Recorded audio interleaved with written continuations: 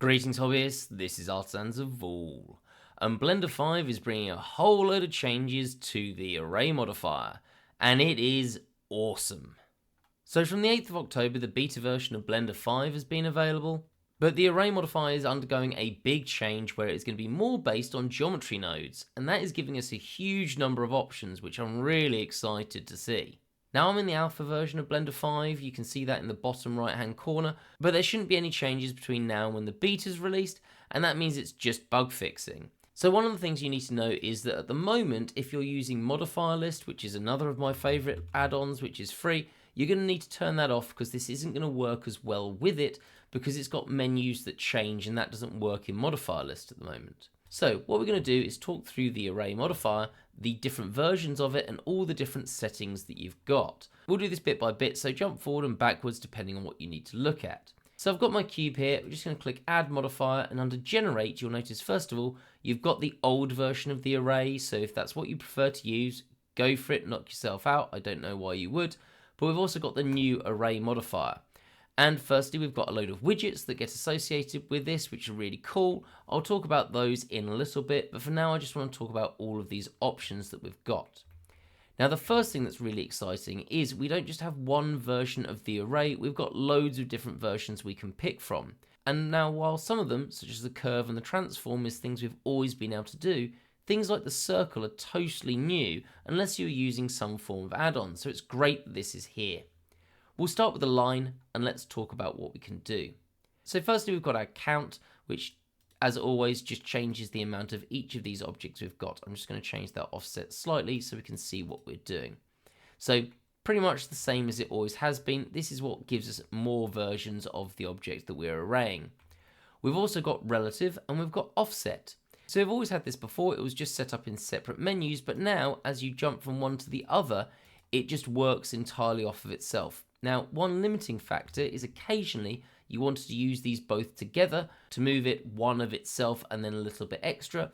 So we don't have that now as an option. You've got those as two separate things that you do. So one reason why you might want to use the old legacy version. But essentially, relative just moves it in comparison to itself. So 1 will constantly create a series of these. Let's just change Y to 1 as well so we can see what we've done. So we're just going one of this object in the Y and then one in the X, and you could do this in the Z as well. So that is exactly as it has been. Offset, again, just as it has been previously, works off of the actual distance. So at the moment we've got a lot of overlap. So if I go to, let's say, 3, this is working off of these larger lines. So I'm going from this origin here to the origin of my second object, 3 along. So at the moment we've got, that's the original, 1, 2, and then 3. So this is irrelevant to the size of the object itself. For example, if I make this bigger here, it's not changing where the object is. Whereas if we go to relative, you'll notice that as I scale this up, everything changes with it. So that's the difference between relative and offset. Relative is based on the size of the object itself, whereas offset is purely based on the actual sizing of your world space. Do note that if you do something like scaling your object up here, you'll notice everything moves with it because if I just hit the N panel, we've changed the scale and that affects this. So you need to Control and A and apply the scale to put everything back to the correct place. So just be aware of that scaling issue. And then we get our third option, which is new and something that I've wanted for a while, and that is the endpoint. Now, the way that these work, let's just go to relative again, is that whenever I up my count, it just puts one more on the end. Same with offset. Count is just adding one more each time. What's going to change about the endpoint, I'm just going to put that down to 3, is the endpoint sets where the final origin should be. So I'm going to put this to, let's say, 10. And you'll notice that if I come from above or any direction, that now we had these going 1, 2, 3. We now can carry on 4, 5, 6, 7, 8, 9, and 10.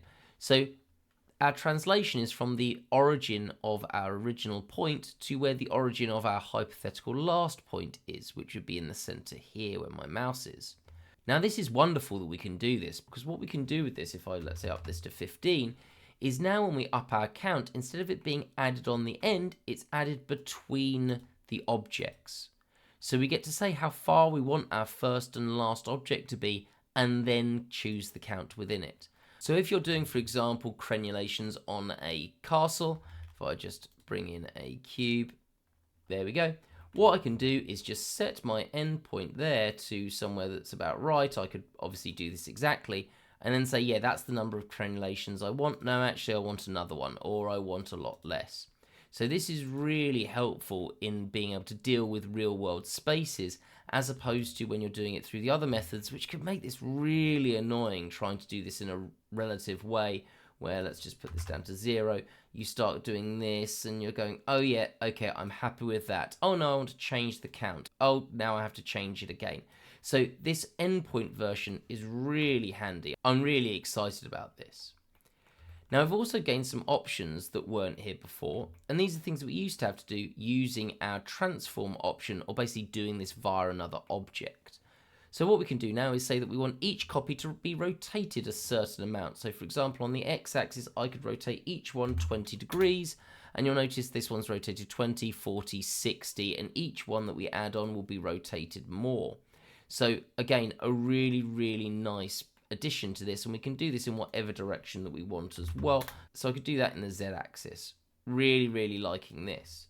We can do exactly the same thing with scale. So for example, I could up the scale a little bit. So this one is 1.2, so it's a fifth of itself bigger each time. Again, we've got exactly the same options with our offset, this in a bit, where we're upping the scale each time as well. And again, we can do the same thing with rotation as much as we want. So again, things that we used to have to spend a lot more time faffing around with to get working, now will work automatically. Exactly the same with endpoint as well, so no differences there. So these are really handy options that I'm glad that we've got. So let's just set those back to 0 and 1. So some very nice changes to just make the line tool much easier to use as an array. Okay, next up, and we've got the circle option. Now this is something we just haven't had without an add-on again, or making it ourselves.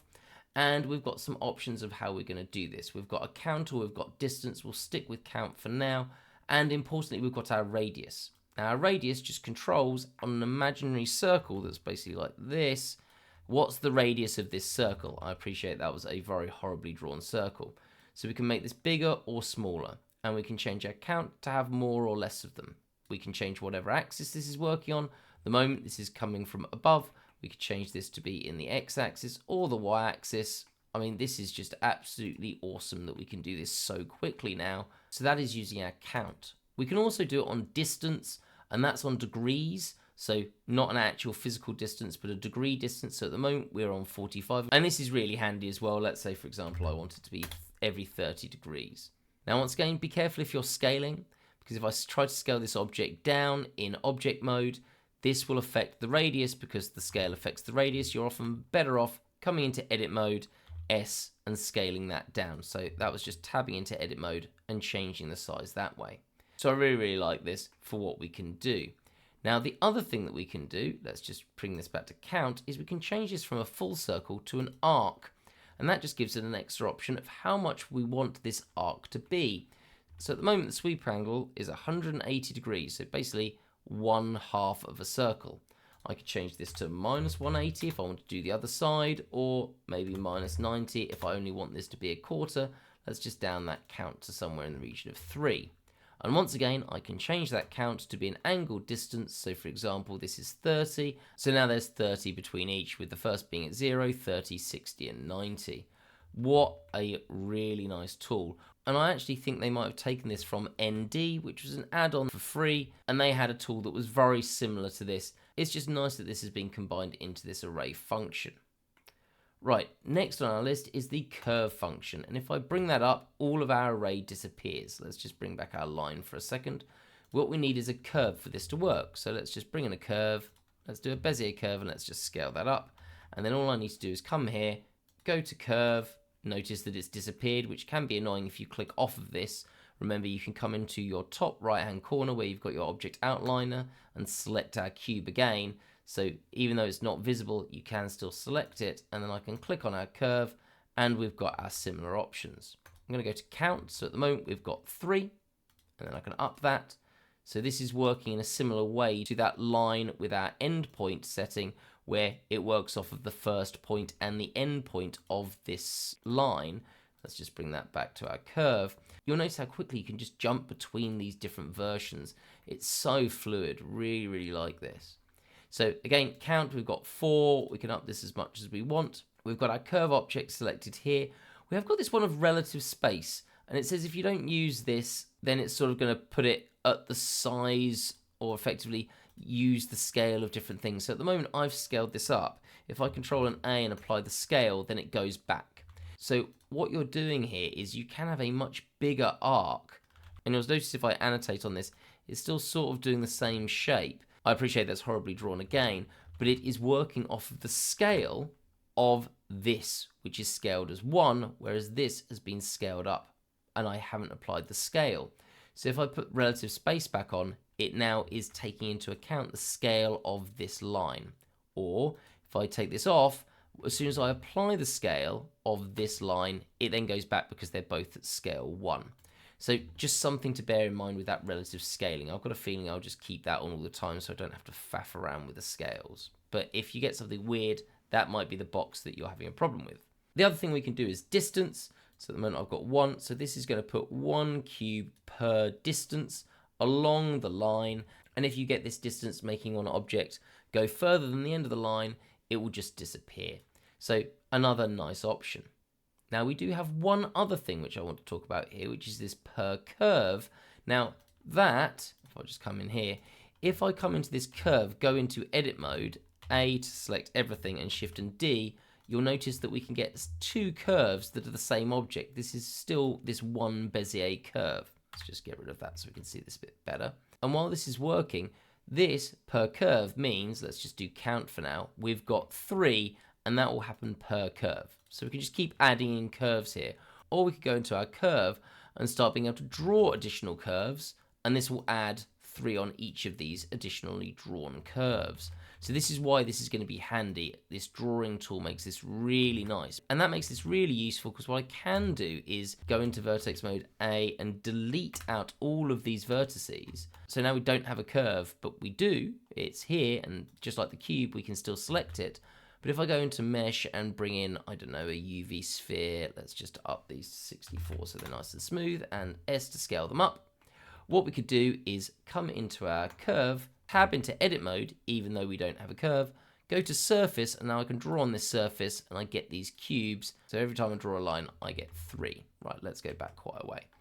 So that's really handy to have per curve, but what we can also do is click this off, and now we get a 3 when adding all of these curves together. So we've got this curve first, and then our second curve here. So that's curve 1, this is curve 2, and we can up our count, and then it adds up to a total of that number. What's quite funky about this, I don't know how I'd use this, but I'm sure there would be some uses, is if I go to distance, this works out the distance between each of our points. So I can keep upping this, and it just adds on. Though notice that it doesn't do it as fluidly as you'd think. It doesn't just drag the bits along. So this distance bit doesn't seem to work as perfectly as I would expect. But you'll notice if we come here that this distance of 3.39 leaves a little bit of this curve and then adds to this curve here before it gives the next cube. So that's the way that seems to want to work. So I'm sure there'll be some uses of this. Do mention in the comments if you've got some ideas of where this would work. I'm trying to think of one and I haven't quite got one at the moment. The other thing that I should mention is that we do have this very nice button called Align Rotation. Let's just put per curve on, go into our curve, go into edit mode. I'm just going to delete out these points just for now. And if we come to our cube, you'll notice, I'll just go to count, but it doesn't really make a difference, that these objects are all aligned to the rotation of this curve. So they're sticking in the direction the curve's meant to be. Now we can turn this off as well so that we have everything perfectly straight, or at least at the same angle as the original one. So it depends what you want to do. And that also means that you can do things like come into this object, come to one of the vertices and hit Control and T, which is the tilt function, and start tilting everything around if you want to. So that's quite nice as well. So we've got that option there, that's in the align rotation, and you can do things to faff around with this, though this does seem to work out the way it's meant to be working quite well. So that's our curve option. The final option then is transform. Let's delete that curve. Now this, once it's got input, seems to work basically the same as a line function, but with the offset option picked. So this is relatively pointless if you're just going to be using that input. I can't see a reason to do that. But what's very handy is you can do this off of an object. So let's just Shift A. Let's bring in an empty. So we'll just do that. And let's just G this over here. So the way that this transform option works is if I go to object, it will all disappear. I select one of my objects. This could be anything. It doesn't have to be this empty. It could be another shape that you've got. And effectively, when I select this and move it, all of the objects that are arraying use my object as the first point and then copies that same movement in every direction. So this can be very handy as well. I would really like this to have an option where the empty is not set as the first copy, but is used as the endpoint in a similar way to us having our endpoint option for the line. That would be really cool to say, no, this is the endpoint that I want you going to, and put the arrayed objects in between. I think that is one thing that is missing here. That would be really sweet. Now there are lots of other things that we can do with this. For example, we can just R to rotate this round on the x-axis, let's say, and again, you'll get this going on. Now what's interesting and a little bit different is that as soon as you've got some movement in more than one axis, this seems to create some quite interesting options. For example, here with us doing it this way, so at the moment I've rotated this on the x-axis, if I start upping my count here, we start getting this cool helix thing. So I think that's really fun. So that's really useful, but a little bit harder to control perhaps than some of the things that we've done in the past for stuff like that. So yeah, useful.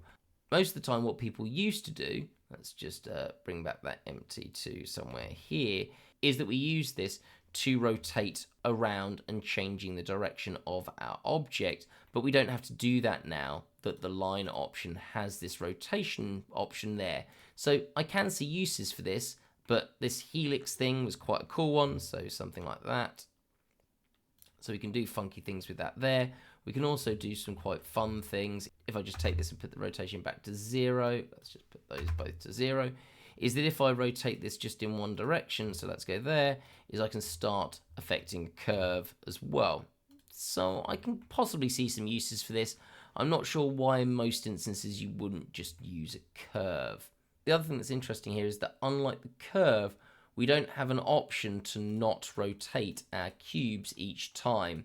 So that is again another limitation that would be good to have that in. Okay, let's just come back to our line.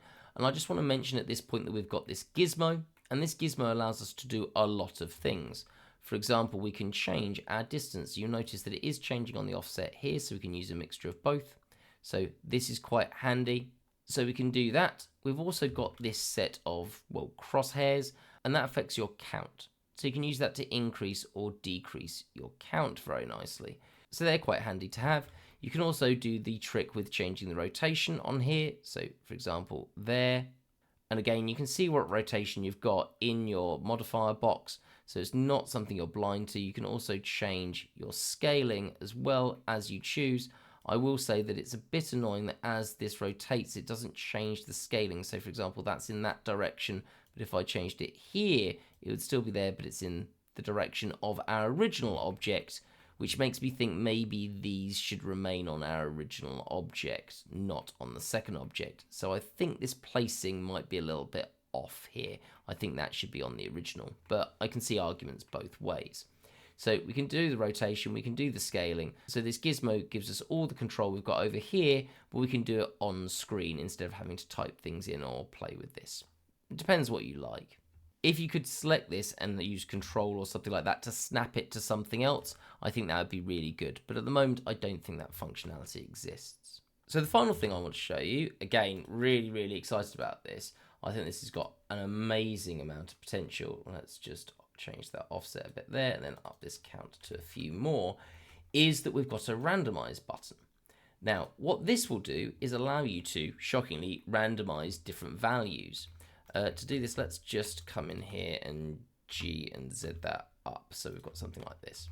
So what we can do now is randomize things so that they're going to be, well, slightly different to what you'd expect. For example, we've got this arraying along the x-axis, but we could randomize this in the y, so it's a little bit all over the place. So that's quite nice to be able to control this, though it does seem maybe a little bit more systematic than you'd want, like it's sort of like a wave. Maybe not. Maybe I'm just using too fewer data points to really show what it can do. Anyway, so that's one option. So we can change the offset and have that a bit more randomized. Probably want it be a bit less than that if you're doing this for just some slightly different non-perfect placement.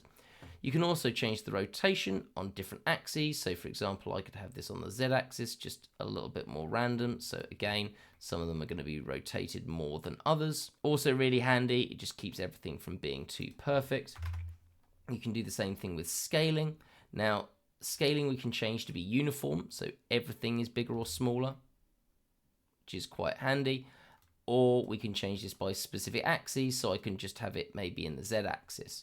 So again, useful that we've got these options. Let's just turn that off. And the final thing that we've got is flipping. Now, this is really cool because what we can do is set a proportion of these to be flipped in a different direction. Now, with the way this shape is, this is only going to really work in two axes. So we can have a look at this in the x-axis. So if I just up this, you'll notice that it's going to flip a certain number. If I just go up to 1, 100% of the array is going to be flipped, not the original. That's going to be important, though. If you click there, you can take exclude first off of this, and you can also do the same for exclude last. So they're quite handy to play around with. But I could say, for example, I have 0.5, so that'll be approximately half of them are going to be the wrong way round or the opposite way round. So you can play around with these as much as you want to get a really nice randomized effect. You can also, if you want to, play around with things like the seed. Let's just add some rotation in here and just change the seed, and that will change the way that this has been randomized. So if you get something that you don't like, you can just keep playing with it until you get something that you want. So there we go, that is the much improved array modifier in Blender 5 onwards. Hopefully you're as hyped about this as me. I think this looks absolutely awesome. I can't wait to use this in projects. I think it's going to save me a load of time, and it's going to give people a load of options that are really easy to access instead of relying on a lot of external add-ons. And it puts it all in a relatively easy space to be able to manipulate, especially with those gizmos. So let me know what you think. I've pointed out a couple of things that I think are possibly missing would be really good to include. I might do a couple of videos showing exactly what we could do with this to make the most of it in our projects. So let me know in the comment section if you'd want any of those. As always, if you found this useful, a like would be really appreciated. If you want to support the channel any further, there's a link to the Patreon page in the description where you get these videos a week early, ad-free. You also get access to the Patreon Discord where you've got lots of people helping everyone out and you can show off your designs, and also it gives you priority if there's something that you'd like to see on the channel. The patrons are the people that I listen to first because they're the people that are allowing me the time to make these videos. Hope to see you in the next one, and have a great day.